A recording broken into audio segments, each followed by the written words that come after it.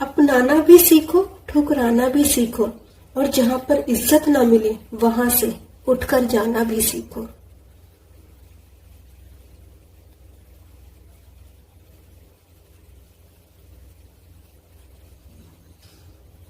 आज इस वीडियो में हम रेड क्लिफ घोषणा के बाद की परिस्थितियां क्या क्या रहीं उनके बारे में पढ़ेंगे। तो चलिए शुरू करते हैं।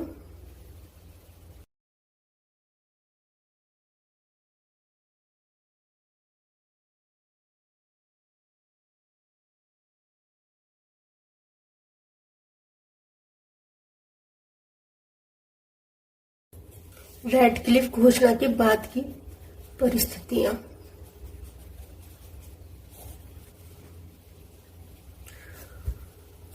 अच्छा, इससे पहले मैं एक बार थोड़ा सा जो लास्ट क्लास में हमने कवर किया था रेड क्लिफ घोषणा, उसको रिवाइज करा देती हूँ। अगर जो लोग फर्स्ट टाइम इस वीडियो को देख रहे हैं उनके लिए थोड़ा इजी हो जाएगा और आप लोगों के लिए रिवीजन हो जाएगा। तो रेड क्लिफ घोषणा से शुरू करते हैं। थोड़ा सा ये वाला टॉपिक अभी कवर करेंगे हम थोड़ी देर में।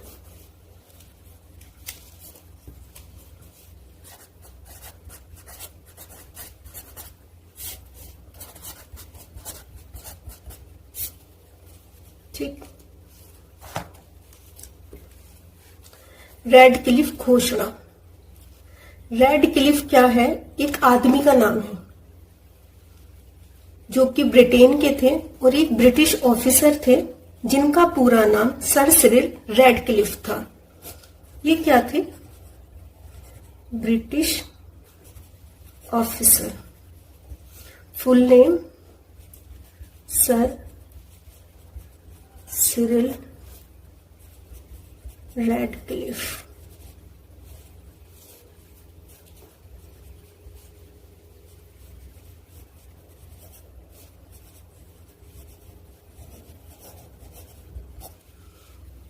ठीक,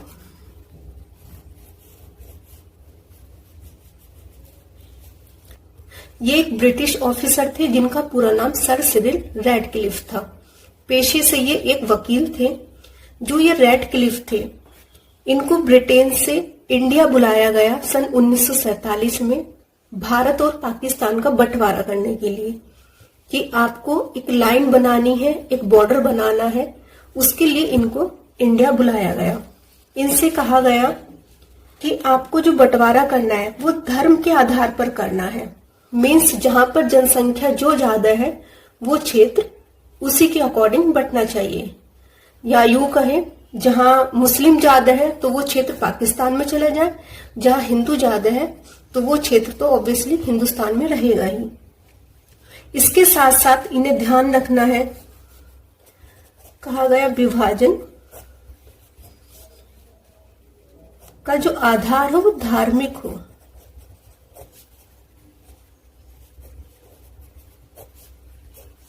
यानी बहुसंख्यक जनता ज्यादा जहां हो उस क्षेत्र को आपको ध्यान रखना है। इसके साथ साथ आपको ध्यान रखना है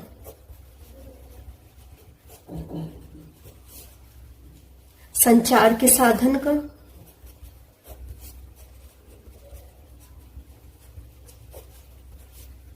जल का, जो भी जल स्रोत है उनका, पर्वत पहाड़,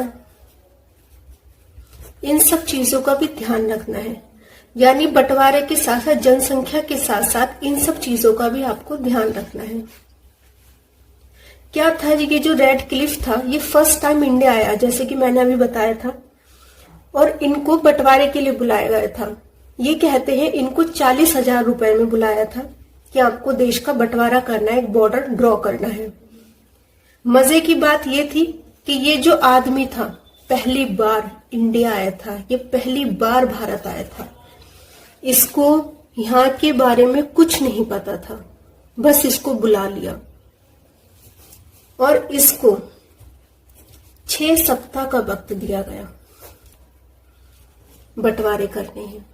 आपको 6 सप्ताह में बंटवारे करने हैं। क्या आप इमेजिन कर सकते हो उस टाइम पर क्या स्थिति रही होगी? 1947 में जो आदमी पहली बार भारत आया है, जो हमारे ना तो संस्कृति के बारे में जानता है, ना सभ्यता के बारे में जानता है, ना हमारे रहन सहन के बारे में जानता है, ना हमारे परिवेश के बारे में जानता है, ना धर्म के बारे में जानता है, क्योंकि हमारे देश में कई धर्म के लोग रहते हैं, और ना ही भाषा के बारे में जानता है। इसको इन सब के बारे में कोई ज्ञान नहीं था, जीरो नॉलेज। जब किसी को इन चीज के बारे में नहीं पता तो आप सोच सकते हो वो बंटवारा कैसे करेगा। अच्छा, आज के टाइम पर कहीं भी आना जाना बहुत इजी हो गया है।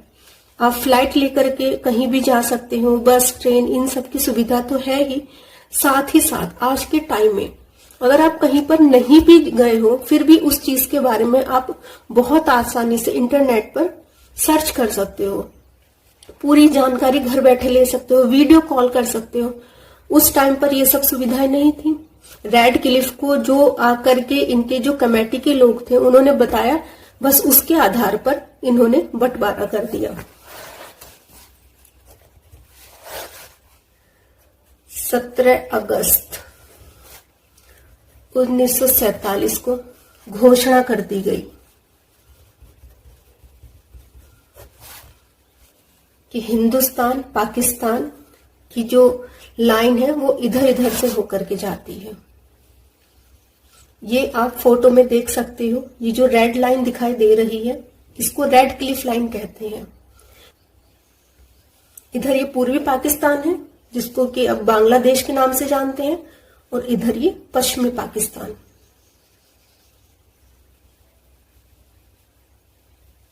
ये कहते हैं रेड क्लिफ उसी रात घोषणा करने के बाद, रात में ये घोषणा हुई थी, रेडियो पर आया था उस वक्त, रातों रात गायब हो गए। और ये कहा जाता है ना तो ये अपने 40,000 रुपए लेकर के गए जिस अमाउंट पर ये आए थे, और उसके बाद ना कभी ये भारत आए और ना ही कभी आज तक पाकिस्तान गए हैं। ठीक है, बंटवारे हो गए, हिंदुस्तान पाकिस्तान बन गए। अब क्या होता है, उसके बाद की स्थिति क्या आती है, अब हम वो पढ़ेंगे। अच्छा, एक बार रिवाइज करा दूं आपको। रेड क्लिफ घोषणा क्या है। रेड क्लिफ एक ब्रिटिश ऑफिसर थे जो कि पेशे से एक वकील थे, और इनका पूरा नाम सर सिरिल रेड क्लिफ था। इनको भारत विभाजन के लिए बुलाया गया, हिंदुस्तान और पाकिस्तान के विभाजन के लिए। इनसे कहा गया कि विभाजन का आधार धार्मिक आधार होना चाहिए, यानी जहां बहुसंख्यक जनता ज्यादा हो उसी हिसाब से आपको बंटवारा करना है। साथ ही साथ आपको ध्यान रखना है संचार के साधन का, जल स्रोत का, पर्वत का और पहाड़ का। इन सब के लिए इन्हें 6 सप्ताह का वक्त दिया गया, जो कि बहुत ही कम समय था। रेड क्लिफ को हमारे यहाँ की ना तो संस्कृति के बारे में ज्ञान था, ना ही सभ्यता, ना ही ये हमारे रहन सहन के बारे में जानते थे। क्या हम पहनते हैं इनको ये भी नहीं पता था। धर्म के आधार पर क्या क्या धर्म है वो भी नहीं जानते थे, और ना ही ये हम लोगों की भाषा जानते थे। इसके बारे में इनको कोई ज्ञान नहीं था। फिर भी अपने कमेटी मेंबर की मदद से इन्होंने 17 अगस्त यानी आजादी के 2 दिन बाद 1947 को घोषणा कर दी कि ये इस तरह ये बॉर्डर बना दिए गए हैं हिंदुस्तान और पाकिस्तान के बीच में, और इनको नाम दिया गया रेड क्लिफ लाइन। ये आप इमेज में देख सकते हो, जो रेड वाली लाइन है इसको रेड क्लिफ लाइन बोलते हैं। बंटवारे हो गए, देश बट गए। अब रेड क्लिफ घोषणा के बाद की परिस्थितियां क्या क्या रही उनके बारे में हम पढ़ेंगे।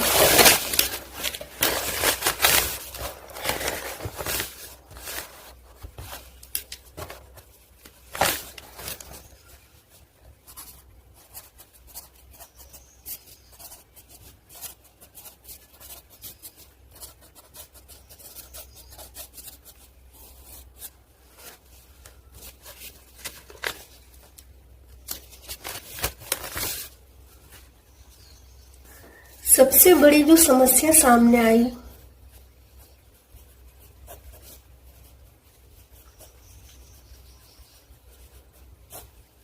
वो ये थी कि जनसंख्या का घनत्व केंद्रित नहीं था। कहाँ कौन सी जनसंख्या ज्यादा निवास करती है, कहाँ हिंदू है, कहाँ मुस्लिम है, इस चीज के बारे में जानकारी पूरी तरह नहीं थी।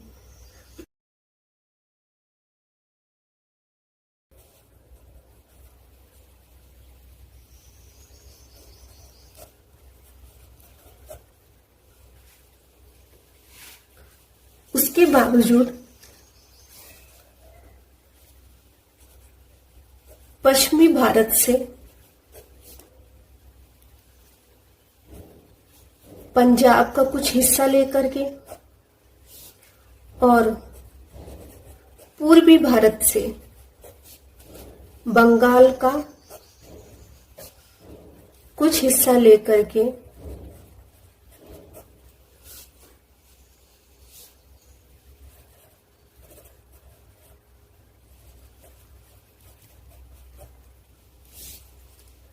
गठन किया गया, बनाया गया पूर्वी पाकिस्तान और पश्चिमी पाकिस्तान।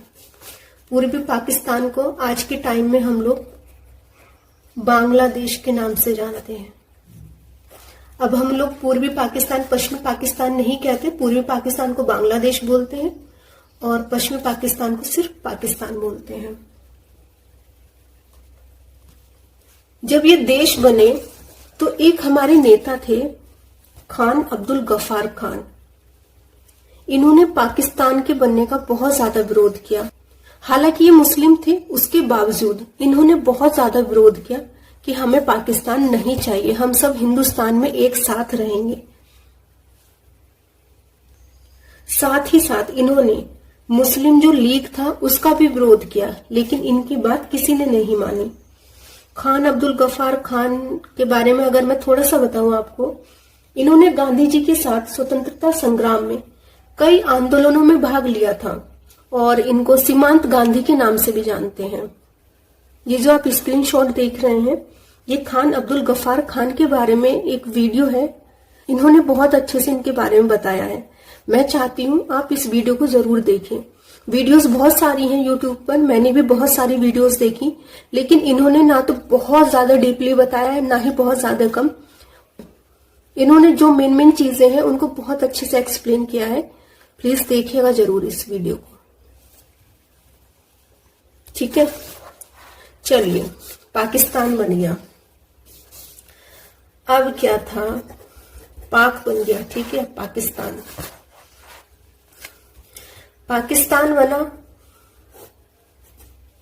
दो तरह की जनता निवास करने लगी, एक तो मुस्लिम और एक गैर मुस्लिम। गैर मुस्लिम यानी हिंदू। सबसे बड़ी समस्या जो सामने आई वो ये आई कि कुछ मुस्लिम, सबसे बड़ी समस्या बोले तो एक बिग प्रॉब्लम, वो पाक में रहना ही नहीं चाहते थे।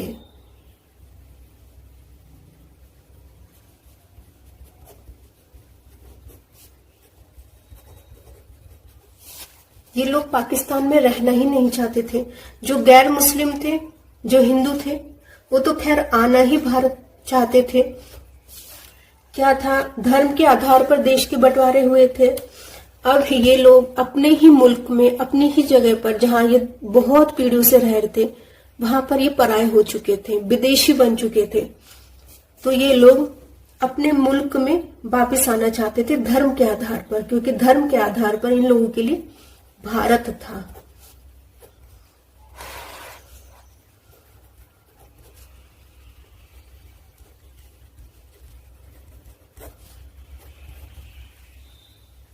ये लोग गैर हो गए थे अपने ही मुल्क में।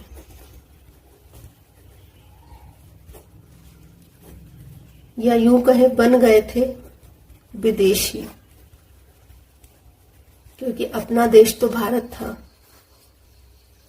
अब हिंदू भी भारत की ओर आ रहे हैं, मुस्लिम भी कुछ आ रहे हैं, लेकिन कुछ मुसलमान इधर से पाकिस्तान की ओर जा रहे हैं। तो भारत और पाकिस्तान में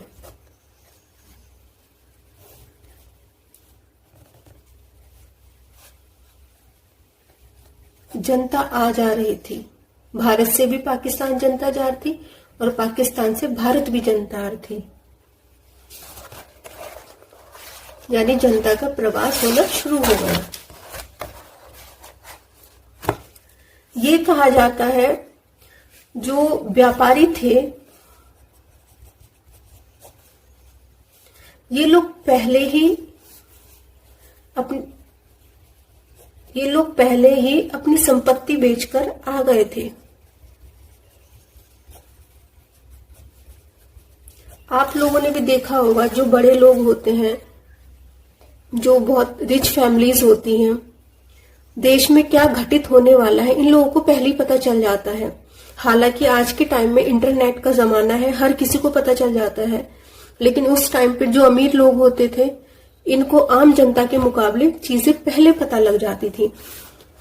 अब ये तो पता था हिंदुस्तान पाकिस्तान बनेंगे, तो जो व्यापारी लोग थे वो पहले ही अपनी जमीन जायदाद संपत्ति बेच करके आ गए थे। लेकिन जो जनता आई, सबसे बड़ी जो जनता आई, बहुत बड़ी जनसंख्या में,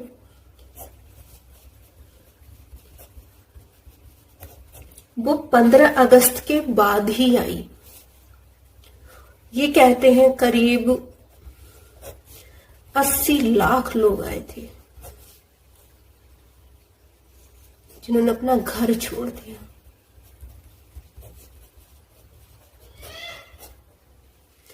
ये जो 80 लाख लोग थे, इनमें सबसे ज्यादा जो था वो था किसान वर्ग। किसान लोग बहुत ज्यादा थे।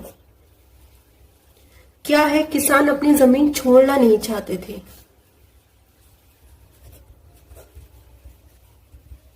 जमीन छोड़ना नहीं चाहते थे, वो वहीं रहना चाहते थे, लेकिन वो पाकिस्तान से सिक्योरिटी मांग रहे थे। सिक्योरिटी इन पाकिस्तान, यानी पाकिस्तान में सिक्योरिटी मांग रहे थे कि आप जो भी सुविधाएं अपने लोगों को दोगे, जो मुस्लिम समुदाय है उसको दोगे, वही सुविधाएं क्या आप हमें भी दोगे आने वाले समय में? ऐसा तो नहीं आप लोग पार्शलिटी करो। लेकिन पाकिस्तान की सरकार ने उनकी सिक्योरिटी को लेकर के कोई आश्वासन नहीं दिया। इसके बाद किसान लोगों को लगा कि पता नहीं आने वाले समय में क्या हो, इससे अच्छा अपने देश भारत की ओर चला जाए।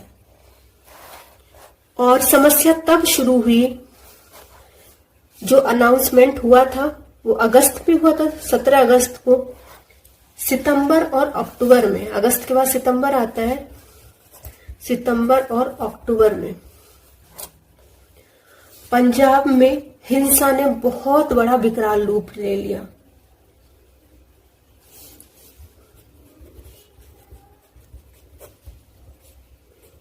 पंजाब में हिंसा हुई जिसने रूप लिया विकराल। विकराल कहते हैं बहुत भयंकर रूप ले लिया। हिंसा होने लगी जगह जगह, यानी दंगे होने लगे।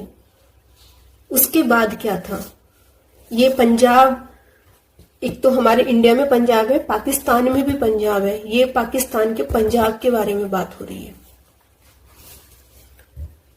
इसके बाद क्या था,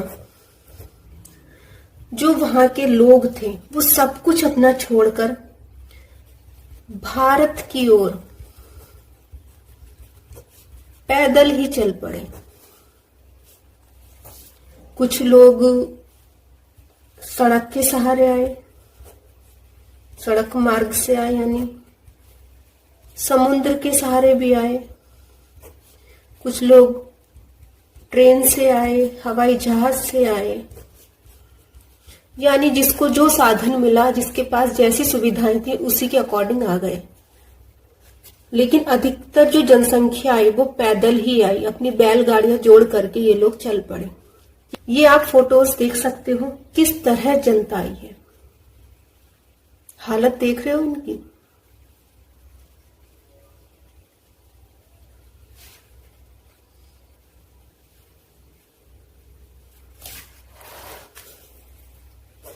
जैसे कि अभी मैंने ऊपर बताया, 80 लाख लोगों ने घर छोड़ा था। अब ये लोग घर छोड़ करके चल तो पड़े, लेकिन इनको बहुत सारी समस्याओं ने घेरा। जैसे सबसे बड़ी समस्या आती है खाने की, भोजन की, रहने की, किसी को बीमारी हो गई तो स्वास्थ्य की। इसके साथ साथ रहने, खाने, स्वास्थ्य के साथ साथ जो सबसे बड़ी समस्या थी, जो बॉर्डर के पास में जो प्रांत थे, जो लगे हुए राज्य थे, यानी जिनको सीमावर्ती प्रांत कहा गया, उनमें सीमावर्ती प्रांत या लगे हुए जो राज्य थे बॉर्डर के पास में, उनमें दंगे होने लगे, लूट होने लगी, हत्याएं होने लगी, और तो और बलात्कार होने लगे। और इन सब में जो सबसे बड़ी जो केंद्र बने दंगे, लूट, हत्या, बलात्कार के, वो थे लाहौर, अमृतसर, कलकत्ता। ये कहते हैं कलकत्ता में एक नोआखली नाम की जगह थी। ये हालांकि अब बांग्लादेश में है।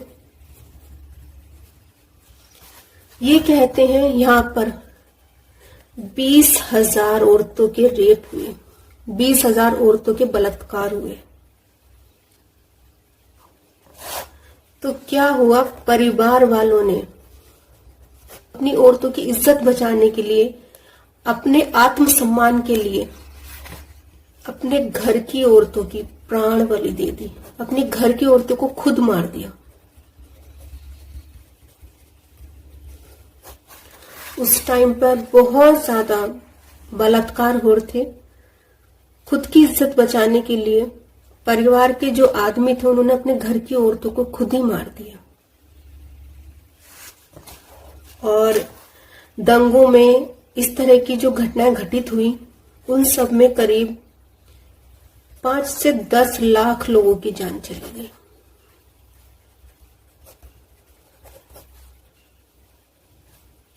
ठीक,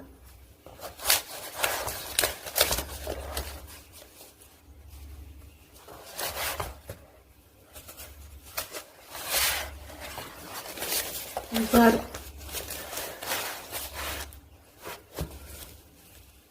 फिर से रिवाइज करा देती हूँ। ये सब पढ़ करके ना मेरे तो रोंगटे खड़े हो जाते हैं कि उस समय क्या स्थिति रही होगी, कैसे लोगों ने गुजारा किया होगा।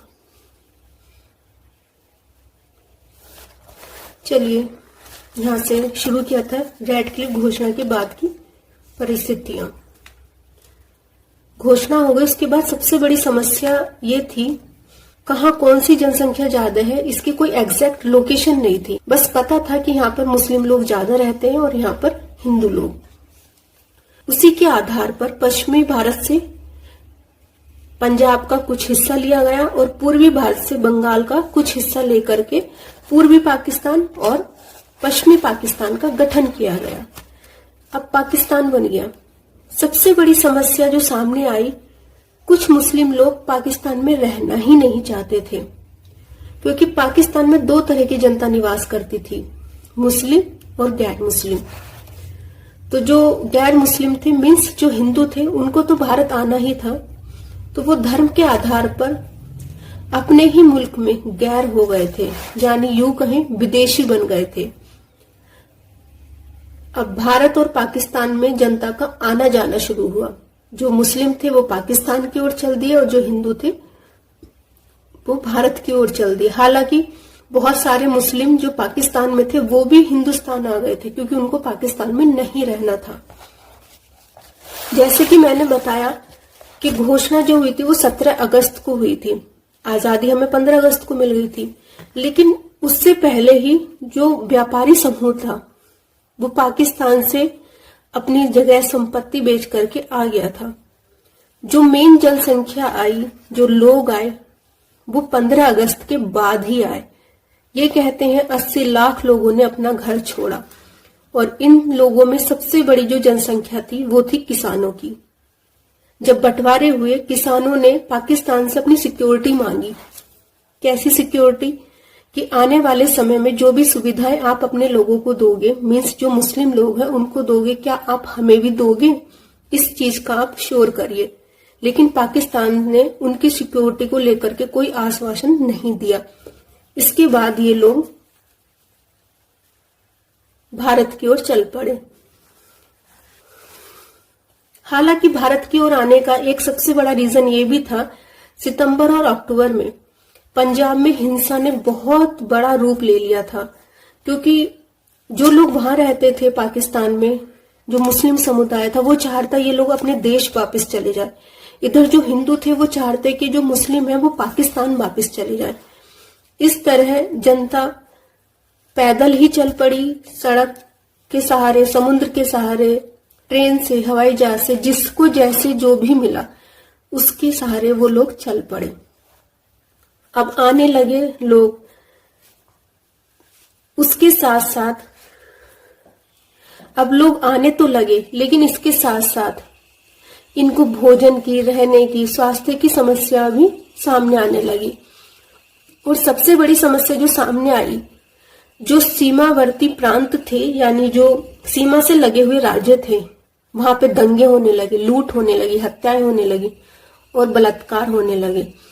क्योंकि जो लोग आ रहे थे बेचारे पैदल, वो जो भी अपनी जमीन थी उसको तो ऐसे ही छोड़ा है, एज इट इज ऐसे ही छोड़ा है, लेकिन वो अपने साथ जो थोड़ा ज्वेलरीज होंगी, जेवर होंगे, वो साथ में ला रहे होंगे, थोड़े बहुत पैसे साथ में ला रहे होंगे। तो जो आसपास के जो राज्य थे बॉर्डर के, ये लोग इन लोगों को लूटने लगे, हत्याएं होने लगी, बलात्कार होने लगे। नोआखली नाम की एक जगह है जो कि बांग्लादेश में इस वक्त है, ये पहले कलकत्ता में थी। यहां पर 20,000 औरतों का बलात्कार हुआ।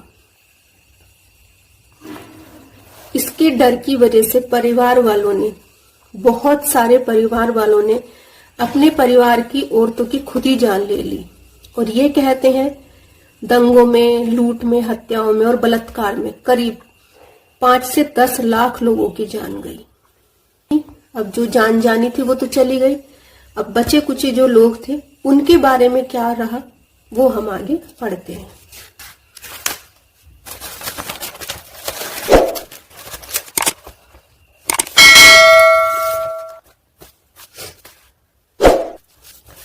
क्या हुआ, अब जो बचे हुए लोग आए उनके लिए पुनर्वास विभाग बनाया गया, जिसको राहत एवं पुनर्वास विभाग कहा गया। इनका काम क्या था? राहत कार्य पहुंचाना था।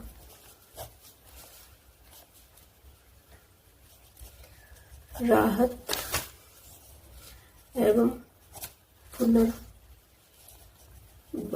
विभाग, ठीक, एक विभाग बनाया गया जिनका काम जनता तक राहत पहुंचाना था। जो राहत सामग्रियां थी उनका पुनर्वास करना था। ये कहते हैं जो बचे कुचे लोग आए थे वो 60 से 70 लाख लोग आए।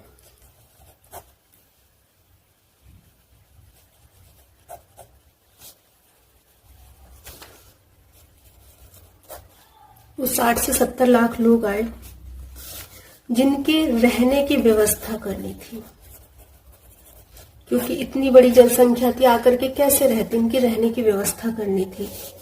तो जगह जगह शिविर बनाए गए, यानी टेंट लगा करके इनको बसाया गया।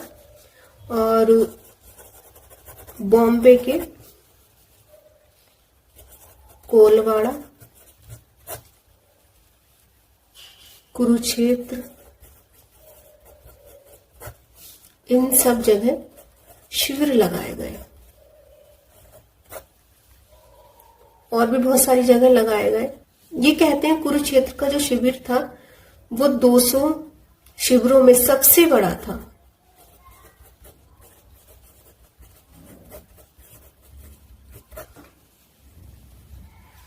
कुरुक्षेत्र को लेकर के पहले एग्जाम में क्वेश्चन आया है कि 200 शिविरों में से सबसे बड़ा शिविर कहाँ का था? तो वो था कुरुक्षेत्र का।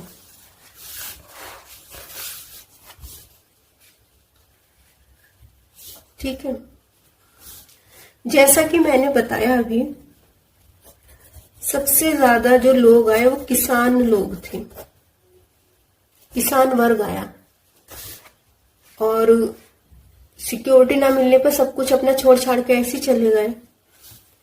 तो ये कहते हैं जो पश्चिमी पंजाब से यानी पाकिस्तान से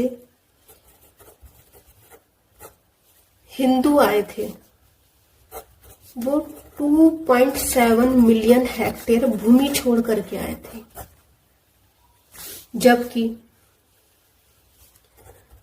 हमारे देश के पंजाब से जो मुस्लिम गए थे, यानी हमारे हिंदुस्तान से जो मुस्लिम गए थे, वो 1.9 मिलियन हेक्टेयर भूमि छोड़ करके गए थे।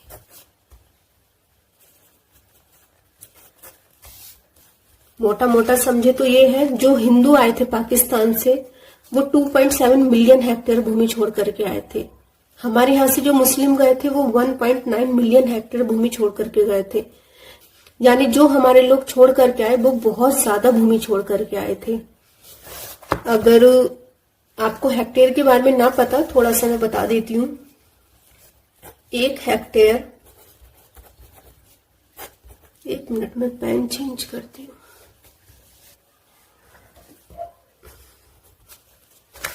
एक हेक्टेयर जो होता है वो 3.9 बीघा होता है। ठीक,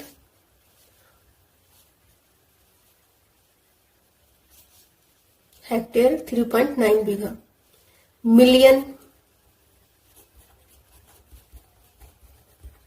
तो आप लोग जानते ही हो, 10 लाख को बोलते हैं। देखा नहीं वीडियोस पे, जो यूट्यूब की वीडियोस होती है उन पर मिलियन में व्यूज जाते हैं, तो 10 लाख का 1 मिलियन होता है। अगर मैं आपको 2.7 मिलियन के बारे में बताऊं तो ये हो गया 27 लाख। ठीक, 2.7 मिलियन यानी 27 लाख। 2.7 million 27 lakh hectare. ठीक, मोटा मोटा अगर मैं जोड़ूं, 3.9 बीघा का 1 हेक्टेयर है, तो 27 लाख का कितना बीघा होगा? ये करीब करीब 105 बीघा,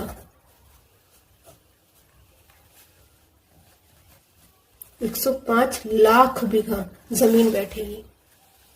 ठीक, वहीं 1.9 मिलियन हेक्टेयर की बात करूं मैं, तो 1.9 का तो हो गया 19 लाख हेक्टेयर। अब 19 लाख को 3.9 से मल्टीप्लाई करेंगे तो 74 लाख बीघा आएगा। ठीक, 105 लाख बीघा, 74 लाख बीघा, टोटल जो डिफरेंस बैठा वो 31 लाख बीघा का बैठा। यानी हमारे लोग पाकिस्तान में 31 लाख बीघा जमीन ज्यादा छोड़ करके आए। यहां से जो लोग गए वो करीब 74 लाख बीघा जमीन छोड़ करके गए, वहां से जो लोग आए वो 105 लाख बीघा छोड़ करके आए। जो टोटल डिफरेंस बैठा वो 31 लाख बीघा का बैठा। इसके अलावा ये कहते हैं जो पश्चिमी पंजाब का हिस्सा था उसमें कृषि के जो संसाधन थे वो बहुत उत्तम थे, जो कि हमारे यहाँ इतने अच्छे नहीं थे। अब लोग आए, जमीनों का पता चल गया कि कितनी कितनी जमीन है।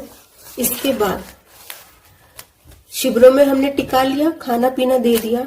अब उन्हें आगे के लिए आत्मनिर्भर करने के लिए हमारी सरकार ने प्रत्येक किसान परिवार को 4 हेक्टेयर भूमि दी।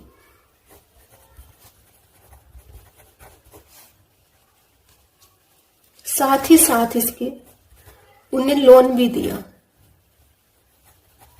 यानी ऋण, ताकि वो इस जमीन पर खेती करने के लिए जो भी आवश्यक सामग्री है, उपकरण है, वो खरीद सकें, उपकरण खरीद सकें।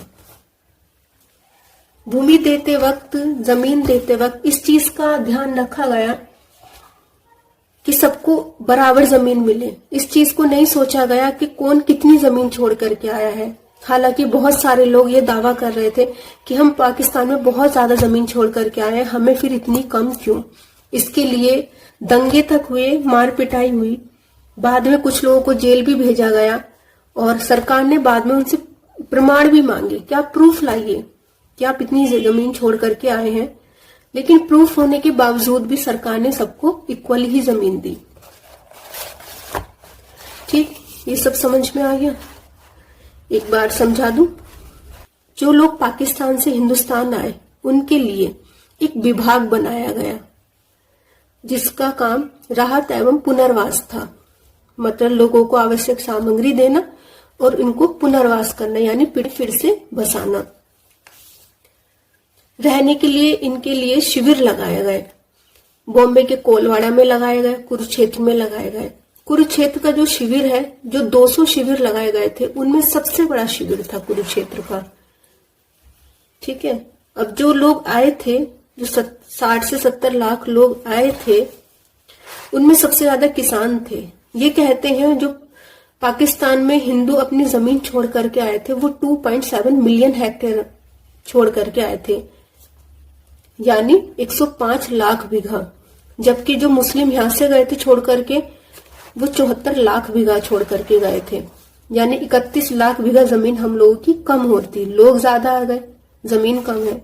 सरकार ने फिर भी सभी किसान परिवारों को 4 हेक्टेयर भूमि दी, साथ ही साथ उनको ऋण दिया ताकि वो अपनी जमीन के लिए उत्तम उपकरण खरीद सके और उन पर खेती कर सके। कुछ लोगों ने अधिक जमीन का दावा किया कि हम इतनी नहीं लेंगे, उसके लिए मार पिटाई हुई, लोग अड़े रहे कि हम ज्यादा जमीन छोड़ करके आए थे, फिर हमें इतनी कम क्यों। कुछ लोगों को जेल में डाला गया। सरकार ने फिर प्रूफ मांगे कि आप प्रूफ दिखाइए, लेकिन प्रूफ के बाद भी सरकार ने उनकी बात नहीं मानी। जिसको जितनी देनी थी उतनी ही जमीन दी। ये मैं आज की वीडियो के नोट्स दिखा देती हूँ आपको।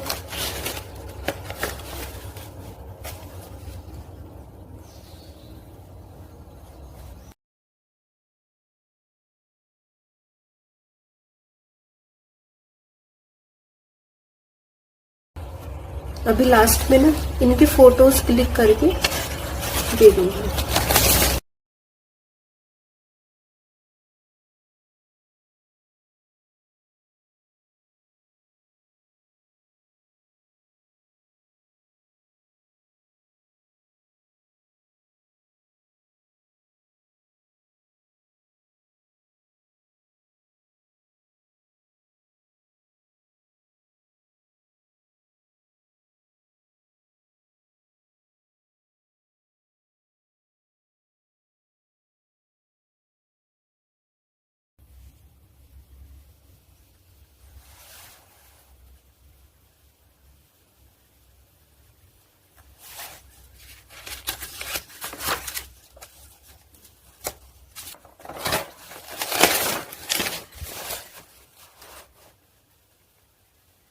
यहां तक पढ़ाया आज मैंने। इसके बाद नेक्स्ट वीडियो में हम भारत में आंतरिक एकीकरण का प्रयास और रियासतों का विलय पढ़ेंगे।